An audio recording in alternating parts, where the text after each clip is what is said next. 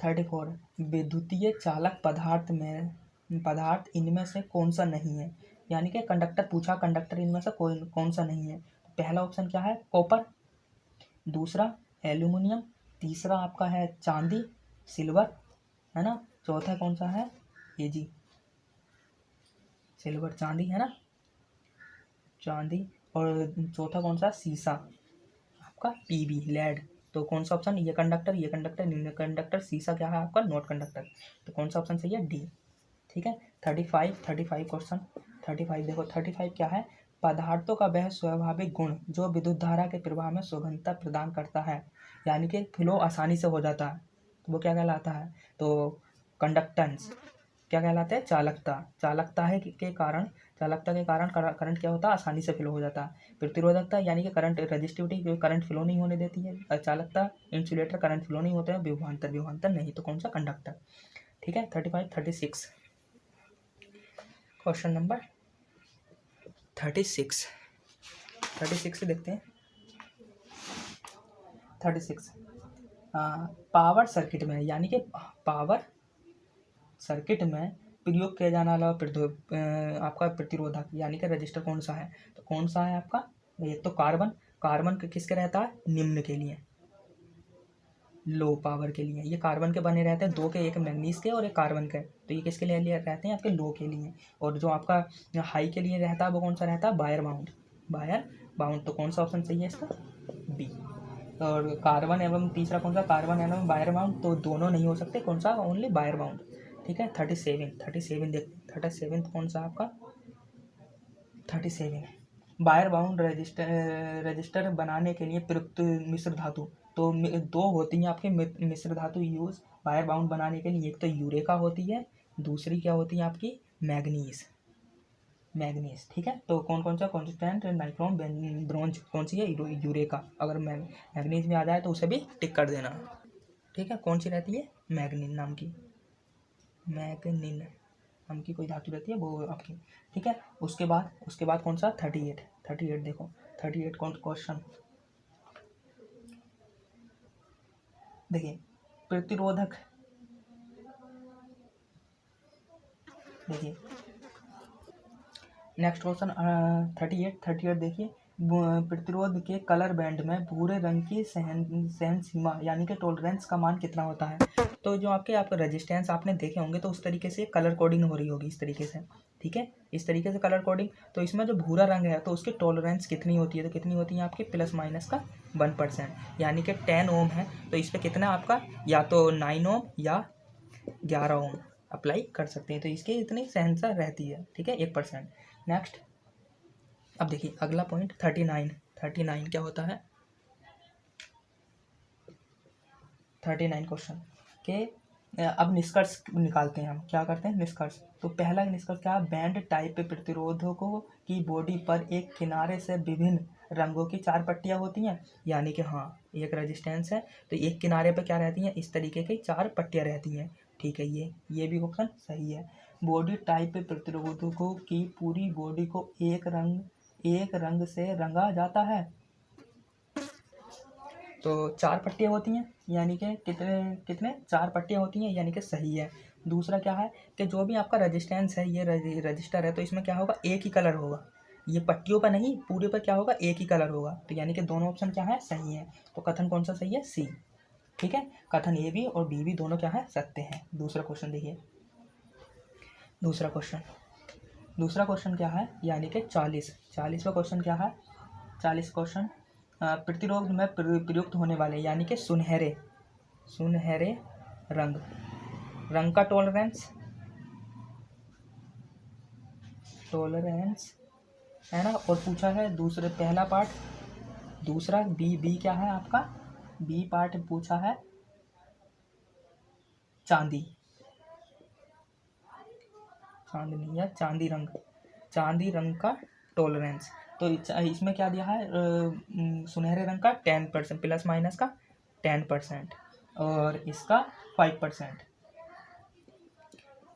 तो ये क्या है, दोनों ही गलत है। सुनहरे रंग का होता है आपका, 5% प्लस माइनस का, और इसके आपका चांदी का होता है आपका प्लस माइनस का 10%। तो कौन सा ऑप्शन सही है? दोनों गलत हैं, तो कौन सा? डी। 51 40 का डी। क्वेश्चन नंबर 41 क्या है? ओम के नियम के कथन अनुसार परिपथ में धारा के सीधे समानुपाती होती है, प्रतिरोध के रजिस्टर तापमान के विशिष्ट प्रतिरोध के नहीं। तो B I directly proportional to किसके होता है? बी के। तो कौन सा ऑप्शन है? वोल्टेज पहला ए। ठीक है। नेक्स्ट 42 ऑप्शन देखो। 42 क्या है? कौन सा नियम बताता है कि बंद परिपथ में वोल्टेज तथा प्रतिरोध अचर ताप पर होते हैं? अब ध्यान से सुनना, क्या होते हैं? क्या होते हैं? कांस्टेंट होते हैं। किस पर? तो किरचॉफ का करंट नियम क्या कहता है? पहला क्या है? ए।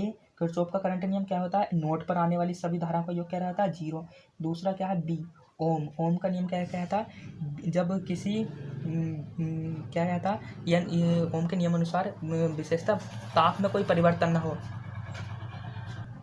तो उसमें बहने वाली धारा वोल्टेज के समानुपाती होती है। तो क्या है कि टेम्परेचर क्या रहना चाहिए आपका? प्रतिरोध, तभी रेजिस्टेंस निकलेगा। ताप क्या रहना चाहिए आपका? कांस्टेंट। फिजिकल कंडीशन क्या रहनी चाहिए आपकी? कांस्टेंट। तो किसका नियम होता है आपका? ओम का नियम। तो कौन सा ऑप्शन सही है इसका? बी। ठीक है, कौन सा ऑप्शन सही है? बी। अब 32 देख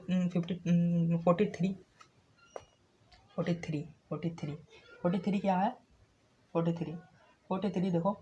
निम्नलिखित समीकरणों में से कौन सा समीकरण ओम के नियम का सही अनुसार सही नहीं है? तो बी बराबर क्या होता है? I R. तो पहला क्या है? आई बराबर बी अपॉन आर। तो इससे निकालो आई बराबर क्या आ जाएगा? B upon R. तो पहला भी सही है। ठीक है। दूसरा क्या है? दूसरा बी बराबर बी क्या है? बी ऑप्शन आर बराबर R1 प्लस R2। तो ये क्या है? गलत है। ये गलत है। ये किसका है? आपका सीरीज का, ना कि ओम के नियम का। तो बाकी का पे क्या है? ओम के नियम का पालन करते हैं। कि ये क्या है? ओम के नियम का नहीं है। ठीक है। नेक्स्ट 44 ऑप्शन देखो। 44 क्या है? देखो, यदि किसी परिपथ में किसी प्रतिरोध के पार वोल्टेज तथा उसमें से प्रभावित होने वाली धारा ज्ञात हो तो प्रतिरोधक का मान निम्न सूत्र से ज्ञात किया जा सकता है। प्रतिरोध का मान, आर का मान। ठीक है। तो आर बराबर क्या होता है? आर बराबर बी अपॉन आई।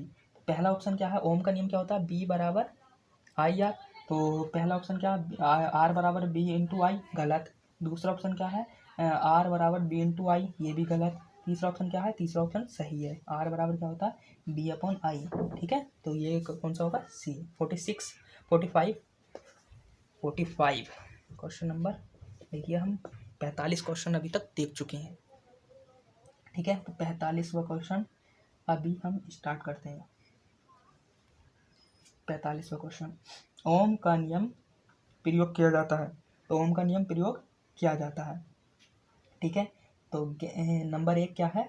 रेक्टिफायर युक्ति में, यानी कि रेक्टिफायर क्या होता है? रेक्टिफायर क्या रहता है? AC to DC।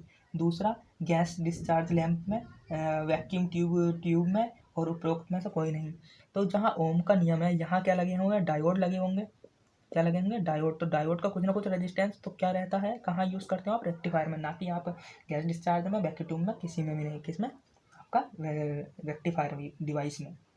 ठीक है। नेक्स्ट 46 देखो। 46 57 नहीं 46 क्या? किरचॉफ का नियम। तो किरचॉफ का नियम क्या होता है?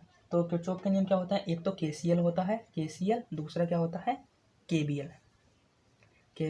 तो इसमें क्या है? ऑप्शन में विद्युत धारा नियम, यानी कि इसे किरचॉफ करंट लॉ और किरचॉफ वोल्टेज लॉ। पहला क्या है? विद्युत धारा नियम, वोल्टेज नियम, और ये भी तो दोनों होते हैं ना किरचॉफ के नियम। तो कौन सा ऑप्शन सही है? सी। ठीक है। नेक्स्ट 47 कौन सा होता है? कौन सा नियम बताता है कि किसी जोड़ पर, यानी कि जोड़ का मतलब क्या होता है? नोड पर मिलने वाली सभी धाराओं का योग 0 होता है। तो कौन सा बताता है? ये किसका नियम है? बताओ भाई। किसका नियम है, KCL का। तो कौन सा ऑप्शन सही है, ओम का। यानी कि अब हाँ, इसमें ये कंफ्यूज कर दिया कि प्रथम नियम द्वितीय नियम, तो पहला कौन सा है, ये फर्स्ट है और ये सेकंड है, तो कौन सा नियम सही है, प्रथम। तो कौन सा ऑप्शन सही है आपका, बी।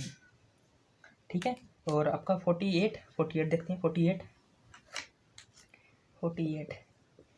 कौन सा नियम बताता है कि प्रत्येक बंद परिपथ में आपके क्लोज लूप में सभी वोल्टेज ड्रॉप का योग शून्य होता है। तो कौन सा होता है आपका, सेकंड KVL। तो कौन सा ऑप्शन सही है, थर्ड, सी। ठीक है। नेक्स्ट देखिए।